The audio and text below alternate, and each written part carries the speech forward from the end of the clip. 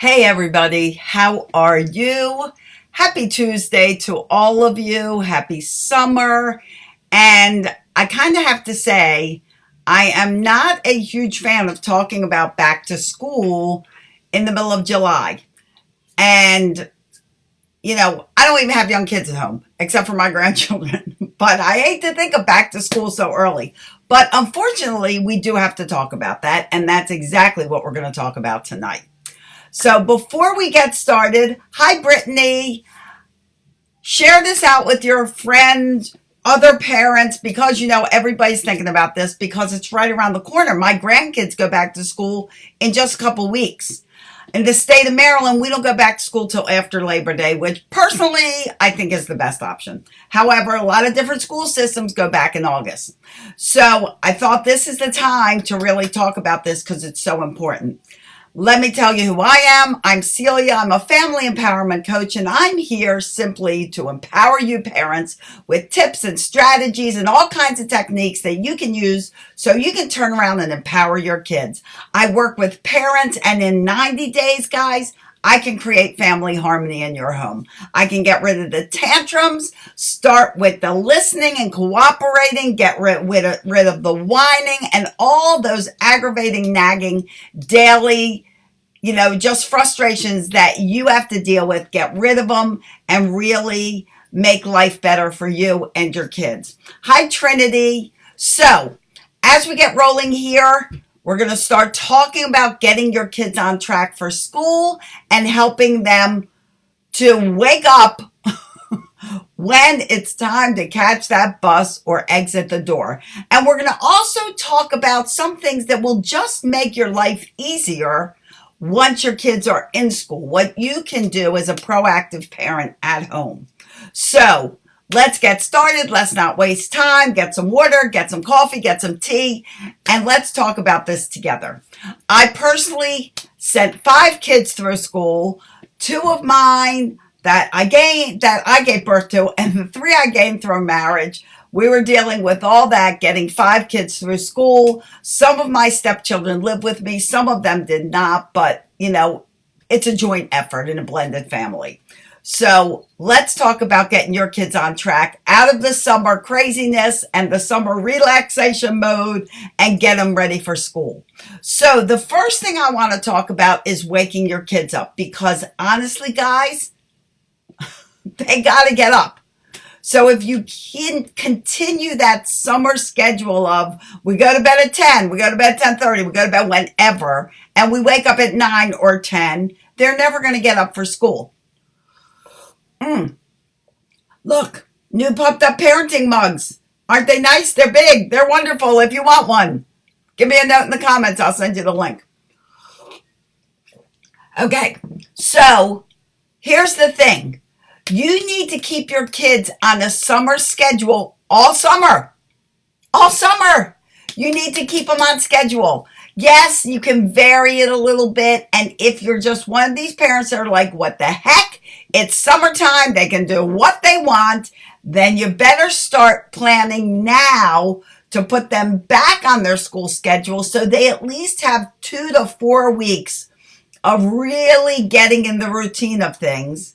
So that when the time comes and that alarm goes off at 6:30 in the morning for them to get up, they're up and ready and they're not in the 10 a.m. mode. That's number 1. So get those schedules, those routines. If they haven't been in place over the summer, start putting them in place now. You want to give them that bedtime, which is close to their school bedtime so that their wake up time is adjusted accordingly. So start doing that now. Be proactive. If your kids don't go back till after Labor Day, like in Maryland, then you can wait a couple weeks and get them started in August. Okay, that is hugely important. Otherwise, they wake up at 10 o'clock. By Monday, when they have to go to school, they're going to expect to sleep till 10 o'clock. Their bodies are going to be in the late wake-up mode. Okay, number 2. Don't overschedule your kids. Like some of these tips are going to be towards you and your kids once your kids are in school. So don't overschedule them. Parents always think that kids have to be busy, busy, busy. No, give them some downtime, just like we grown-ups like downtime. Kids need downtime too. Not only for peace of mind, but for creative minds. Kids can't get creative if they're constantly having the creativity done for them. Thanks for the hearts, guys. All right, so don't overschedule them. Don't overschedule them in the summer. Don't overschedule them during school. Okay, number 3. Start making homework and education a priority in your home. And you can do this over the summer. On the summer schedule I had for my grandkids, we had reading time. We had, if they're entering kindergarten, we had little workbooks that they could do. They don't have to spend forever on them, but maybe they could do a page. Start getting them in the swing of it now if you haven't done it already. This is the time to get them back in the swing of learning mode. And honestly, it should be going on in your house every day. You guys should really have a tradition of learning something new every day. And you know what? Sit down for dinner and ask each person around the table, what did you learn new today? It could be about a bug. It could be something they read. It could be something they tried to do in a workbook. It could be anything. It could be something you learned at work. Share something new that you learned every day, and it will encourage your children to keep learning new things every day. Okay. Next. Turn the distractions off and start turning them off at prime times during your day. This should be part of your schedule. Your schedule should have limited screen time, be it TV, be it video games, be it tablets, whatever the screen is they're working with. You need to have limited time. Don't just let them say, well, it's summer, they can be on their screens 8 hours a day. Are you kidding me? Number 1, bad for their eyes, bad for their brain. The only thing video games and things like that are good for immediately, which they are good for, is eye-hand coordination, problem solving, strategic planning. Those kind of things video games are great for. But they do not need it 8 hours a day. So give them a break from screen time. All right. What number are we on? Number 5. Make sure that when your kids are waking up early, let them wake up early enough so they can have some playtime with you, especially toddlers, guys. If you have a toddler and they're going off maybe to kindergarten for the first time or preschool for the first time, it will make that transition a lot easier if you wake them up at least an hour before they need to go, so that you and your child so that you have like 10, 15, 20 minutes to just play together. Everything's ready. Breakfast has been served. Everything is in place. Hi, Joanna. And you guys have a little time to share together. It will make the transition of going to a new school or just even going to school much easier for your kids because they have had some one-on-one time with you. Okay. Go to bed at a good time for their age. Guys, toddlers need about 11 to 12 hours of sleep. As they get a little older, if they're in elementary school, they still need about 9 to 11 hours of sleep. It decreases as we get older, but kids need good sleep. A well-rested child is an attentive child. A well-rested child is also an aware child, an energetic child. Think when you are tired and you need a nap. You don't have any energy. You're kind of depressed. You're kind of just, lethargic. So is your child. So give them a good night's sleep. And if they're starting, say, kindergarten or first grade and it's a full day, they're not getting any naps anymore. So make sure their bedtime is early enough so they have enough sleep overnight to really plant some power into their brains and their bodies when they start their school day. All right, next. When they come home from school, before they go to school, after you've taken them for their tour of their new school, because if it's a new school, you should take them on a tour and let them get used to the school, let them meet the teachers, let them meet the staff. A little proactiveness. They usually plan these days, but say you're on vacation, which we usually were, we had to plan a different day to get the kids to go around the school. It doesn't even hurt to do this every year. It gets them in school mode. Then when you talk to your kids about what they saw, what they learned, ask specific questions. Don't just go, so what'd you think of the school? If you say that to a 5-year-old, they're not even going to know what to answer. They might say, great. Or they might say, okay. Or they may ask specific questions. Did you see the desks? What did you like about the desk? Maybe they like the big hole in it to put stuff in it. Talk about it as you're going around with your kids. Ask them specific questions. Talk about cool stuff. Talk about stuff on the wall. Talk to them about their teacher that they're meeting, or staff, or the cafeteria, or the library, or where they go for recess.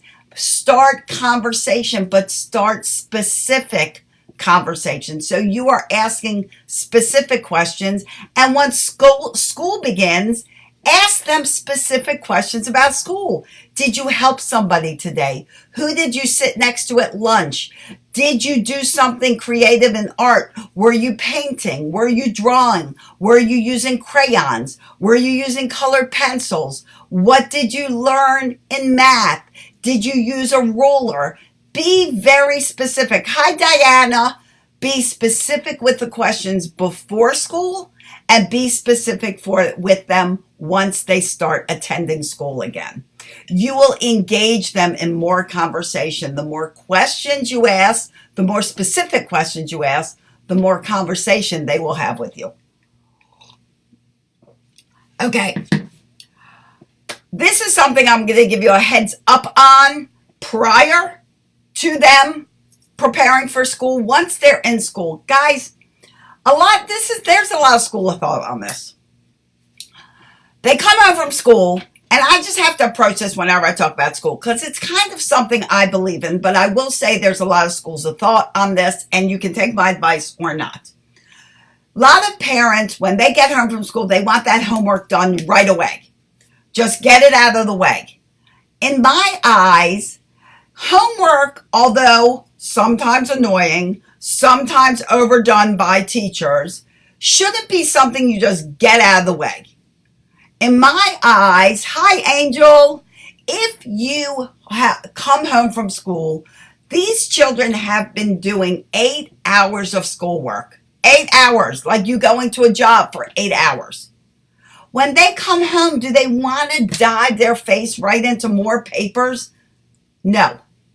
You would be doing them a great service if you let them take a half-hour break, have some snack, refresh, rejuvenate. They could run around outside, release some energy, and then sit down and do their homework. They will be much more able to receive the information that they're working on, figure it out, solve whatever questions there are. They'll be much more open to what they're learning than if they just come straight home from school and sit down and do even more work. That's my advice to you. As an educator, as a parent, as all the experience I've had with kids, I really advise that you do that. Hi, David, but you don't have to. You can do your own thing. I'm just here to guide you. And I hope you take my advice, because I think you'll find a big difference. If you're not sure, test it out. Spend 1 week with them coming right home from school and doing their homework, and spend a week with them coming home from school and taking a half-hour break, having a snack, running around, releasing energy, just doing some fun stuff. Maybe they just want to chill out and they just want to sit in front of the TV for a 20-minute show or a half-hour show and then do their homework. Test it out. Do a week of rest and relaxation for a half hour before doing their homework after school, and a week of them going right into their homework, and see what works better for you guys. That's my suggestion. Okay, next, give yourself some serious proactive parenting. Teach your children to be proactive. And prepare the night before. This is a great habit to start now in the summer. If your kids are going to camp, if they're going to grandma's, whatever it is your kids are doing, teach them to be proactive and get ready the night before. Put their bags together, choose their clothing for the next day, get everything set up. Get them in the habit now, because you will be seriously grateful that you did when school comes around. They will already be in the habit of putting their things together, taking responsibility for filling their backpacks, picking out their clothes. These are responsibilities your children should have, and they can have. Even a 4-year-old can pick out their clothes. If you're worried about what they're going to pick out, give them 2 choices. Negotiables are always good for your kids whenever they're allowed to have a choice. Give it to them. So if you're worried about the outfit, or if it's picture day or something like that, give them 2 choices. You can wear this white shirt or this yellow shirt. Which one? The white one. Okay? You can wear this pink skirt or these blue pants. Which one? The blue pants. And you have an outfit. Don't give toddlers or early elementary kids, don't give them more than 2 choices. Let them just kind of, get a hold of understanding choice. As they get older and older, their choices can be varied more and more. All right. And the last thing I want to tell you is parent involvement all the way. If you have a back to school night, which we all do, or you have a kindergarten prep night or prep day, which most of the schools do, take your kids. Don't blow it off. Don't say I have to work. It is important for your children to not only get introduced to their new school or their new environment. It's important for them to know that you care too and you want to learn about their school. Remember, you're a role model, their biggest role model. And they see you getting excited, they'll get excited. So get involved. Go to the PTA meetings. Volunteer in your kids' classrooms. Volunteer in the cafeteria, the library. Go show up at your school. Be present with the staff and the administrators and the teachers. They will so appreciate it, and your child will love it. So those are my tips for tonight to get you ready for school. Thursday night at 9 o'clock, we'll be talking more prep for school for you and your child, and really specifically be talking about getting a toddler ready for a new school. Maybe your toddler's in a child care center or a daycare center, and it's time for them to go to public school. Maybe you're changing it up. However, you're going to a different child care center that's more school oriented. Whatever it is you're doing, on Thursday at 9 o'clock, we're going to be talking about getting your toddler all ready. Maybe they haven't gone to school. Maybe they've been home and now it's time for them to go off to school. It is a scary time for kids. It is an anxious time. Your child could be going from elementary to middle school. It's a nervous, anxious time. Every time a child changes school, regardless of the age, it is a new thing for them. It is an anxious, stressful, exciting time for all kids of all ages. So get involved, introduce them, and really do these proactive tips to help them get ready for the new school year.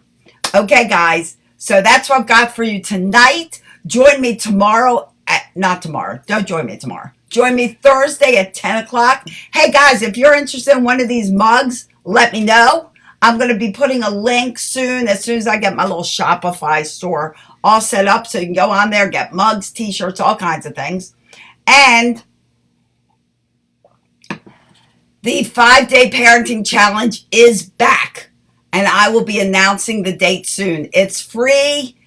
If you ask the people that were in the last one, they will tell you it will change the way you parent your kids. If you're sick of yelling and right now you feel like all you do is yell, or the only way you get your kids to listen is to yell, let's change that. Let's stop all the yelling and start turning that chaos into calm. I'll be letting you guys know when that parenting challenge is coming up. It's going to be in the next week or two.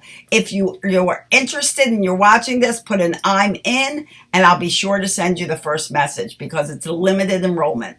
And we had huge success the last time. Yeah, I'll post some testimonials. You'll see.